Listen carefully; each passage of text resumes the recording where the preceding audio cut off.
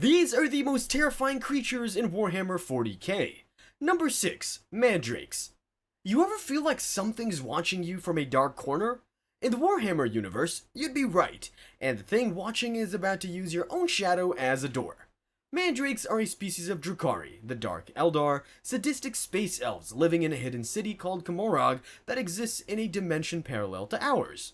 The Drukhari are bad enough on their own, but the Mandrakes are bad enough that even other Drukhari are afraid of them. A Mandrake looks like a gaunt humanoid Drukhari, but stretched too tall and stooped wrong. Their skin is so black it absorbs light instead of reflecting it. Their faces shift like rancid oil, and when they grin, the face splits open to show a mouthful of white needle teeth. Blasphemous symbols are carved into their flesh, and just standing near them makes you feel cold in a way clothes can fix. A Mandrake can pull itself out of any shadow anywhere. Yours, your friends, the shadow under a chair. They step out behind you, slit your throat with hooked blades called glimmer steel, and step back into another shadow before your body hits the floor. Or they channel the stolen agony of past victims into a cold blue fire that bursts from their hands and freezes you solid for capture. Some, called Dirgemoths, project screaming faces in the dark whose howling is the last sound you ever hear. What makes a Mandrake terrifying goes past the kill. There's no defensive posture against an enemy whose entry point is the absence of light. Any shadow in the room might already be a door someone is walking through. They come from a place called Elendrock, the Shadow Realm, a distinct of Camargue that has literally fallen into shadow and exists into several dimensions at once. Their leader, a Mandrake called Caradrock, the Decapitator, has been hunting heads since the Horus Heresy, a galaxy-splitting civil war 10,000 years ago. He spent 10 millennia building a pyramid of 1,000 perfect skulls. He recently completed it. The pyramid opened a gateway to the Midnight Dimension and started flooding more Mandrakes into Camorra. Number 5. Molloc. If Mandrakes make you afraid of shadows, Mollocs make you afraid of the floor. A Molloc is a Tyranid, which is a galaxy-eating species of alien locusts that move in vast fleets called hive fleets, devouring every world in their path and converting the biomass into more Tyranids. The Tyranids have a creature for every job, and the Molloc's job is ambush. It's a colossal blind worm, about 8 to 10 meters long when it rears up, with 6 small powerful clawed limbs for digging, a club-like tail, and a face that's basically one giant circular maw lined with concentric rings of razor teeth. It has no eyes, it doesn't need them. It tracks prey through hundreds of meters of solid rock by feeling for heartbeats and the tread of marching boots.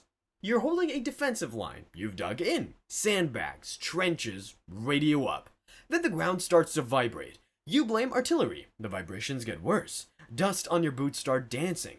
Then the floor of your trench explodes upward and hundreds of tons of monster come straight up through the position. Squad mates standing nearby are flung dozens of meters into the air.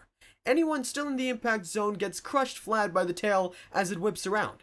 Then it opens that circular maw and swallows whoever's left whole, alive, into a stomach where peristaltic contractions either crush you to paste or you suffocate before the digestion starts. Inquisitor Amberly Vale, an agent of the Imperium, humanity's galactic empire, noted that surviving long enough to be digested by a Molloc is a fight of fancy which isn't all that comforting. Then it burrows back into the earth and vanishes. The Molloc is already half a kilometer away by the time anyone reacts, and it's already tracking the next position because it felt your reinforcements running toward the breach. And even after surviving the attack, you haven't really survived. As Mollocs tunnel, they plant the spores that grow into capillary towers, biological structures that pipe consumed biomass back to the hive fleet in orbit. By killing your platoon underground, the Molloc just installed plumbing for the planet's digestion. Number 4. Helldrake. A Tyranid Molloc is a worm doing what worms do. The Helldrake is worse because it used to be a person. A Helldrake is a Chaos Demon engine. Chaos is the family of corrupting dark gods that live in the warp, the hellish parallel dimension that bleeds into reality. A demon engine is what you get when one of those demons is bound into a war machine. The demon gives the machine a mind, and the machine gives the demon a body to wreck things with. It's the size of a Storm Raven gunship, which is a flying troop transport. Body of brass and obsidian, jagged metal wings, talons big enough to rip a fighter craft open in flight, mouth full of weapons, and a chest cavity that holds a furnace of pure warp fire. From the ground, it looks like a mechanical dragon.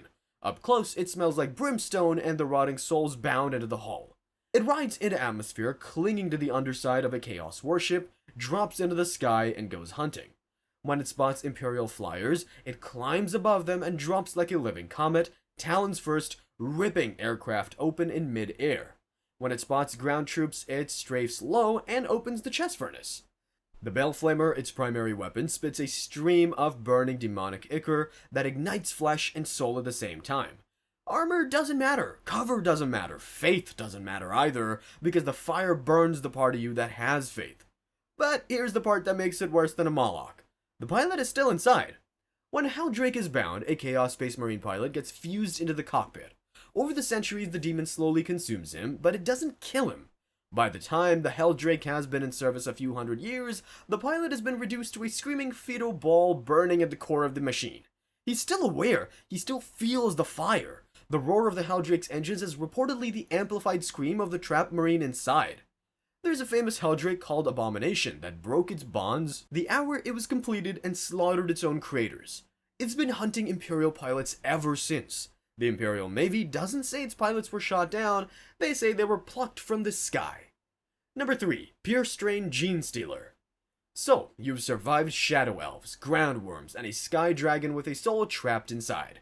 Congratulations! Now we get to the one that's already on board your ship. A Purestrain Genestealer is the original Tyranid Vanguard organism, the elite shock trooper bred specifically to terrify and infect. It's about 2.5 meters tall when it rears up, 6 limbs total. 2 reverse-jointed sprinter's legs that move faster than a Space Marine can react to. 2 upper-rending claws so sharp they carve through Terminator armor, the heaviest battleplate the Imperium produces, like wet paper. 2 smaller hand limbs for climbing walls and ceilings. Bulbous skull, distending jaws, thick purple chitin tough enough to survive in vacuum. It doesn't bother with subtlety once it's chosen, it just sprints, and the sprint ends with your squad mate in 2 pieces. Genestealers operate in broods linked by short-range telepathy, which means even outside the main hive mind, they coordinate perfectly. They'll isolate the squad's communications operator first, then the heavy weapon specialist, then the rest of you, in whatever order makes the kills most efficient. They love space hulks, massive derelict spacecraft drifting in the warp for thousands of years. Genestealers infest them, hibernate, and wait for someone to board. The famous one is the Sin of Damnation, a space hulk first investigated by the Blood Angels in 996 M40. The boarding action went so badly that of the entire chapter, only 50 Blood Angels survived. 600 years later, Captain Raphael led 80 Terminators back aboard to finally clear it. They killed over 40,000 Genestealers in that single deployment. 80 veterans against 40,000! They won! Barely, and in the records, the sensor ratings from the mission. They show a wall of red advancing toward your position with no end.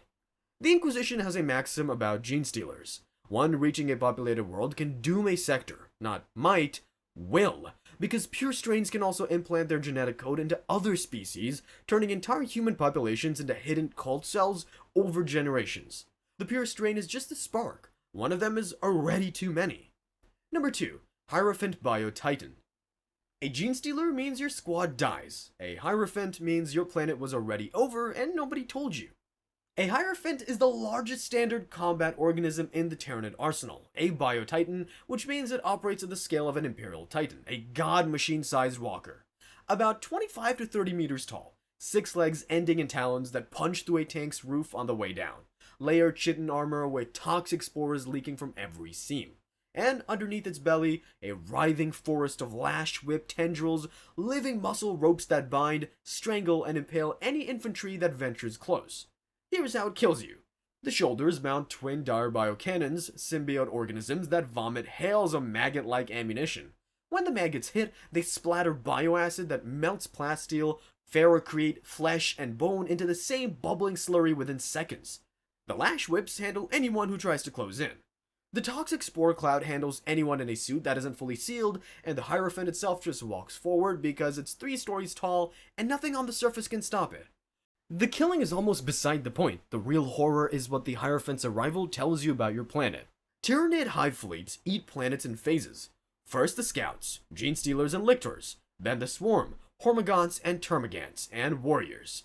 Then the heavies. The Hierophant is last phase.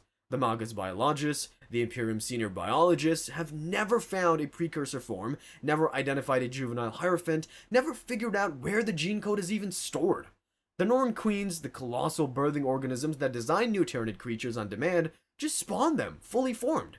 Which means, if a Hierophant has appeared on your planet's surface, the planet is already lost. The atmosphere is being processed, the biomass is already being measured, the Hierophant isn't here to defeat the Imperium's defenders. The Hierophant is here because the Imperium's defenders have already lost. It's cleanup. At Tarsus Ultra in 999 M41, a Hierophant was killed only because Colonel Rabalak, trapped in his Capital Imperialis command vehicle the size of a small building, ordered the city's defensive cannons to fire on his own plasma reactor and take the wounded biotitan with him. Number 1. Catan Shards. So far, every creature on this list has been alive, dead, demonic, or some grim mix. The Catan are none of those. The Catan are physical gods, and the ones still walking around are the fragments of those gods kept in jars. A Catan, short for star god, was once an entity of pure energy that ate stars for nourishment.